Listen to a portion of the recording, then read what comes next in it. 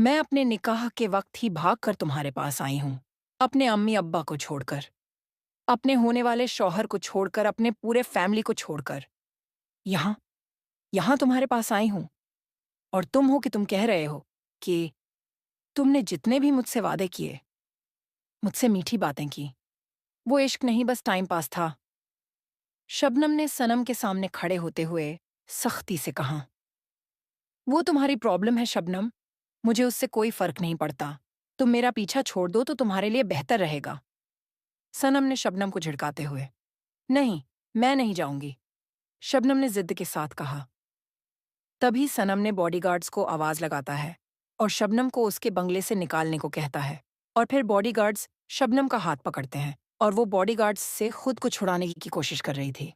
छोड़ो मुझे, छोड़ो, सनम, तुमने अच्छा नहीं किया मेरे साथ ऐसा करके। ये बात हमेशा याद रखना कि किसी को बर्बाद करके कोई आबाद नहीं रहा। छोड़ो मुझे। सनम ने उसकी बात इग्नोर कर दी और वो बॉडीगार्ड्स ने शबनम को पकड़कर बंगले से बाहर फेंक दिया। वहीं दूसरी तरफ एक शादी जैसा माहौल था जो अब मातम में छा गया था, क्योंकि शादी में दुल्हन के हॉल से दुल्हन ही गायब हो चुकी थी। शादी के हॉल में एक खूबसूरत दुल्हा ताहिर ही था, उसके बाजू में दुल्हन की जगह खाली थी। वहीं एक उम्रदराज औरत जिसका नाम जहरा था और वो शबनम की अम्मी थी, वो शादी के हॉल में बेचैन सी घूमते हुए।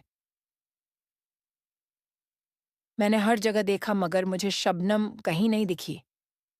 उस उम्रदराज औरत के पीठ पर हाथ फेरती हुई उसकी ही उम्र की एक औरत कहती हैं, "अप्पी आप इतनी फिक्र ना करें, ढूंढना शुरू कर रहे हैं शबनम को, वो जल्द मिल जाएगी।" तभी एक स्कूटी पर दो लड़के शादी के हॉल में पहुंचे और फिर उन्होंने परेशान होकर कहा, "हमने पूरा इलाका छान मारा मगर कहीं नहीं मिली वो।" "अरे उसको फोन तो लगाओ कोई," शबनम के अब्बा सलीम ने परेशानी से कहा। "खालू हमने फोन लगाया था मगर वो उठा ही नहीं रही फोन," उसमें से एक लड़के ने चिढ़ते हुए कहा। "फोन कैसे उठाएगी ताबिश? उन्होंने तो अपना फोन घर पर छोड़ रखा है," शबनम की कजिन जोया ने कहा। वहीं अब सारे मेहमान भी अब शादी के हॉल से बुरा भला बोलकर चले गए थे, तो अब ताहिर की फैमिली भी जाने को हुई। मगर जाने से पहले ताहिर की अम्मी अलमास ने कहा, "बेटी की परवरिश अच्छे से करना चाहिए था तो आज ये दिन देखने नहीं पड़ता आपको।" फिर वो ताहिर के अब्बू सुफियान से कहती हैं, "अजी चलिए, हमारा वक्त इनके वजह से बेवजह जाया हो गया, चलिए।" उनकी ये बात सलीम को बेहद चुभी। उन्होंने अपनी बेटी को इतनी आज़ादी, इतनी छुट, इतना सब ये दिन देखने के लिए बिल्कुल भी नहीं दिया था। उनका दिल यही टूटकर बिखर गया। वहीं ज़हरा इन सब की फिक्र ना करते हुए अपनी बेटी की फिक्र कर रही थी।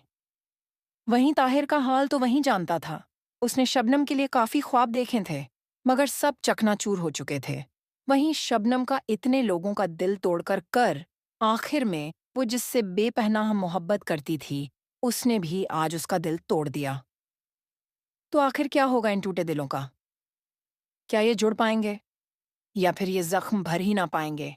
पूरी कहानी पढ़ने के लिए प्रतिलिपि ऐप डाउनलोड करके पढ़ें बेरहम इश्क।